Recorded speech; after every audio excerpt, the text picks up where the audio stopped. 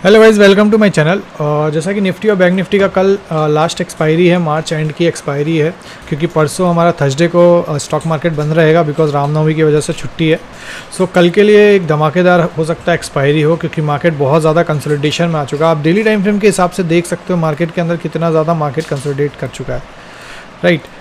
आप ये देखो कि मार्केट ने कितना ज़्यादा यहाँ पे मार्केट सस्टेन कर रहा है, बार बार इस लेवल को तोड़ नहीं पा रहा है। तो हमारे लिए इंपॉर्टेंट लेवल अगर डेली टाइम फ्रेम के हिसाब से आप देखोगे तो कहीं ना कहीं ये लेवल बहुत ही ज़्यादा इंपॉर्टेंट हो जा रहा है, क्योंकि इस लेवल के आसपास मतलब क्रॉस नहीं कर पाया। 950 का जो लेवल है बहुत ज़्यादा इंपॉर्टेंट हो जा रहा है। सो हम डेली टाइम फ्रेम पे हमको ये समझ आ रहा है कि एक ट्रेंड जो है वो अभी भी डाउनवर्ड ही चल रही है, लेकिन अभी थोड़ा सा स्टकनेस दिख रही है क्योंकि मार्केट बहुत ज़्यादा उस लेवल के आसपास रुक रहा है। सो हम जब 1 घंटे का टाइम फ्रेम करते हैं तो मार्केट के अंदर हमको दो चीज़ें देखने को मिल रही है। पहली चीज़ तो ये कि 16,800 तक का एक ये रेजिस्टेंस दिख रहा है मुझे, ठीक है। यहाँ पे एक मार्केट ने बहुत ही अच्छा सपोर्ट लेके बैठा हुआ है मार्केट। दूसरा जो रेजिस्टेंस है वो ये लेवल है, क्योंकि मार्केट जब भी व्हेनेवर यहाँ पे आ रहा है और वहाँ से एक फॉल करने की कोशिश कर रहा है। देखिए यहाँ पे आया, फिर फॉल किया, इसको ब्रेक किया, एक फॉल किया, फिर उसके बाद कोशिश की, इसके बाद यहाँ पे फॉल किया, फिर से फॉल आया, फिर से फॉल आया, मतलब फॉल ही आ रहा है उस लेवल पे जाके। तो मार्केट कहीं ना कहीं इस लेवल के आसपास बहुत ज़्यादा रेजिस्टेंस फेस कर रहा है। मतलब कि ये क्या हो गया, हमारी एक सप्लाई जोन हो गई। 17,200 के आसपास एक सप्लाई जोन बन रही है मार्केट के, एक राउंड नंबर भी है। दूसरी चीज़, अब हम प्लान कैसे कर सकते हैं, कल की एक्सपायरी बहुत ही ज़्यादा इंपॉर्टेंट हो सकती है। उससे पहले हम एक डाउ जोन्स को देख लेते हैं और सिंगापुर निफ्टी क्या कर रही है वो देख लेते हैं। डाउ जोन्स जैसा कि आप देख सकते हो नॉर्मली एक साइडवेज जैसा मार्केट है, यहीं पे सस्टेन किया हुआ, इस लेवल के ऊपर जाएगा तो फिर हमको एक अच्छा मूवमेंट देखने को मिलेगा। और सिंगापुर निफ्टी की बात करें तो सिंगापुर निफ्टी क्या कर रही है, 65 पॉइंट्स अप दिख रही है। सो हो सकता है कि कल गैप अप देखने को मिले हमें निफ्टी में या बैंक निफ्टी दोनों में, एक इंडेक्स में। तो अगर मार्केट के अंदर गैप अप मिलेगा तो फिर कैसा हम प्लान कर सकते हैं, और गैप डाउन मिलता है तो कैसा प्लान कर सकते हैं। जैसा कि आज के दिन मार्केट ने क्या परफॉर्मेंस दी है, अगर आप देखोगे तो किसी ने अगर यहाँ पे किसी ने शॉर्ट किया होता तो आई थिंक 30 to 40 पॉइंट्स आराम से कवर कर लिया होता।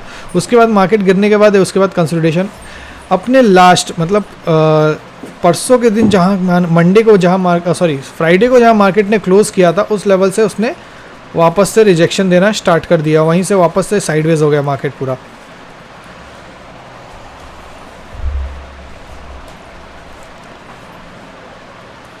सो मार्केट के अंदर अब हमारे लिए इंपॉर्टेंट लेवल क्या, अगर हमको बाई करना है तो कहाँ से हम बाइंग कर सकते हैं। एक बाइंग हमारी जो आ सकती है वो इस लेवल मतलब लाइक 17,000 का जो 17,100 का लेवल है, अगर हमको यहाँ से बाइंग मिलती है तो हमें एक अच्छा टारगेट मिल सकता है 17,185 का। बाइंग कैसी करेंगे, जब मार्केट अगर इस लेवल के या गैप अप खुलता है, अगर गैप अप खुलता है मार्केट और डायरेक्ट इस लेवल को तोड़ता है तो हम एक रीटेस्ट पे बाई करेंगे। या मार्केट हो सकता है थोड़ा सा जाके कंसोलिडेट करे, थोड़ा कंसोलिडेट करके फिर ब्रेकआउट दे, एक अच्छा बड़ा मूवमेंट दे, हो सकता है कल बहुत जीरो टू हीरो कॉल भी बन सकता है मार्केट के अंदर। तो अगर 17,100 के ऊपर अगर मार्केट मूव करता है तो हम फिर से बाई करेंगे जो हमारा 85 के आसपास मतलब 17,200 का तक का टारगेट मिल सकता है हमें। दूसरी चीज़, अगर आप देखोगे तो इस लेवल के पास जो लास्ट फ्राइडे को अगर आप देखोगे तो इस लेवल के पास भी एक छोटा सा रेजिस्टेंस बन रहा था बार बार, और वहीं से मार्केट आज गिरा है। सो इतना मैटर नहीं करता क्योंकि ये मार्केट कहीं ना कहीं इस लेवल को तोड़ चुका है। दूसरी चीज़, अगर मार्केट को फिर से ब्रेकआउट अगर डाउन साइड देता है तो हम इस लेवल के नीचे एक बार प्लान कर सकते हो, जो 30 to 40 पॉइंट्स हमारे हिसाब से मिलने चाहिए। उससे ज़्यादा पॉइंट इसमें मिल नहीं पाएगा। और उससे पहले अगर इस लेवल को भी ब्रेक कर देता है 840 के लेवल के, तो आप मान लो 16,800 के आसपास फिर रेजिस्टेंस आपको देखने को मिलेगा। अगर आप पीछे थोड़ा जाओगे तो यहाँ पे एक 16,800 का लेवल मिलेगा आपको, जो कि कहीं ना कहीं एक साइकोलॉजिकल लेवल है। अगर इस लेवल को भी मार्केट ब्रेकआउट देता है तो फिर हमें एक अच्छा टारगेट देखने को मिल सकता है, जो कि टारगेट रहेगा आपका 16,650 का। कहीं ना कहीं दोनों साइड राउंड नंबर है। तो मैं क्या करूँगा, इस ब्रैकेट को क्या करूँगा, थोड़ा बड़ा कर दूंगा कि भाई अब तोड़े तो ये पूरा तोड़े। और फिर मैं तो यहाँ जो है ये बहुत ज़्यादा, ये जो जोन है ये जोन बहुत सप्लाई जोन डिमांड जोन है। यहाँ पे मार्केट में बायर्स बहुत सारे बैठे हुए हैं, बार बार मार्केट को ऊपर ढकेल रहे हैं। तो ये चीज़ को ध्यान देके चलना है मार्केट के अंदर। तो पहला प्लान हम क्या करेंगे निफ्टी में, सिंपल सी बात है, निफ्टी अगर इसका ब्रेकआउट देता है तो पहला टारगेट रहेगा 17,200 का सी के लिए, और अगर नीचे के लिए अगर हमको मिलता है तो हम पहले इस लेवल को अगर ब्रेकडाउन देता है, अगर मार्केट यहाँ से ब्रेकआउट देता है, रीटेस्ट करता है और फिर गिरता है, तो 16,800 तक का लेवल आप ले सकते हो पुट के लिए, और 16,800 का लेवल भी ब्रेकआउट कर देता है तो हमको बहुत ही लंबा टारगेट मिलेगा जो 150 पॉइंट का होगा 650 तक, 16,650। ठीक है, तो ये निफ्टी के लिए हमारी प्लानिंग अगर, लेकिन अगर मार्केट 17,200 को भी ब्रेक कर देता है तो हमें एक टारगेट मिलेगा जो कि रहेगा, वो रहेगा 17,300 के आसपास का। ठीक है, 300 के, क्योंकि आप देखो ये एक फेक ब्रेकआउट दिया था मार्केट ने और फिर वापस ऊपर चला गया था, तो 17,300 का लेवल आप मान लो ऊपर के लिए, अगर 17,200 का लेवल तोड़ता है।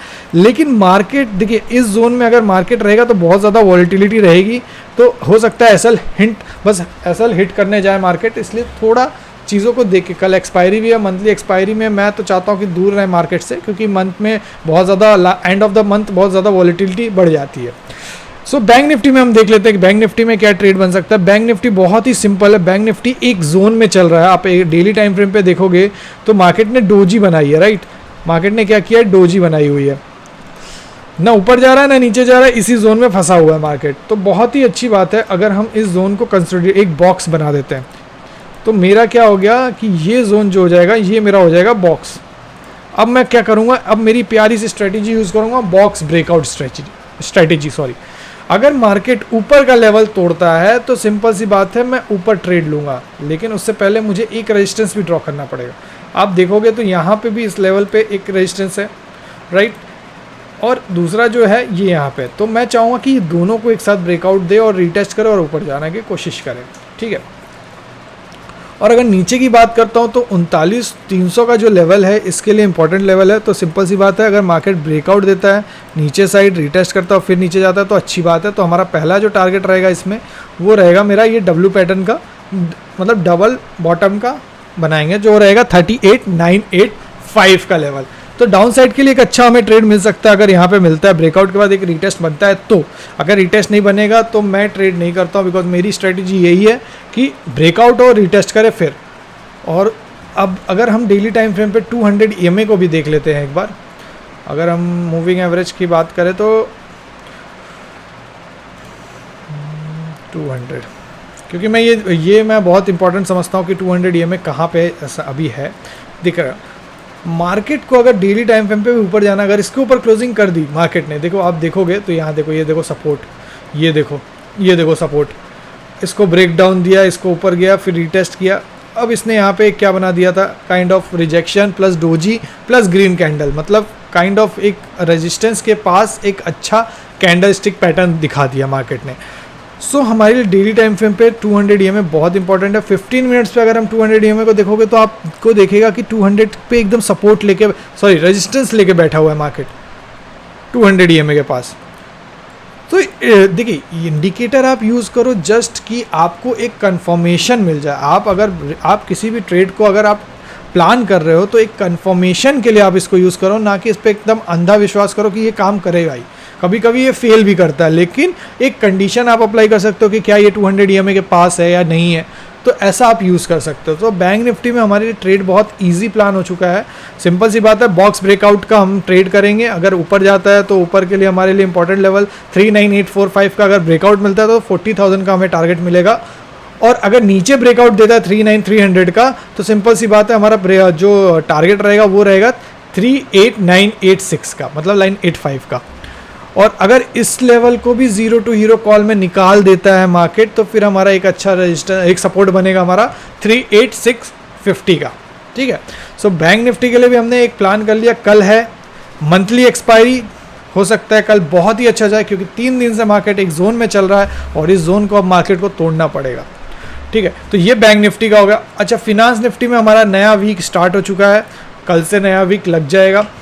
फिनांस निफ्टी भी सेम कर रहा है, कोई चेंजेस नहीं है। ये भी एक बॉक्स के अंदर ही चल रहा है मार्केट, लेकिन ये बॉक्स इसका थोड़ा सा बड़ा हो जाएगा, क्योंकि मैं चाहूँगा कि ये पूरा लूँ, या आप मान लो कि ये बॉक्स अगर राइट ये बॉक्स बन रहा है एक, तो सिंपल सी बात है जब भी ये ब्रेकआउट देगा बॉक्स का, एक रीटेस्ट पे अपने को ट्रेड लेना है। पहला ट्रेड का जो रहेगा टारगेट वो रहेगा 17,870 का।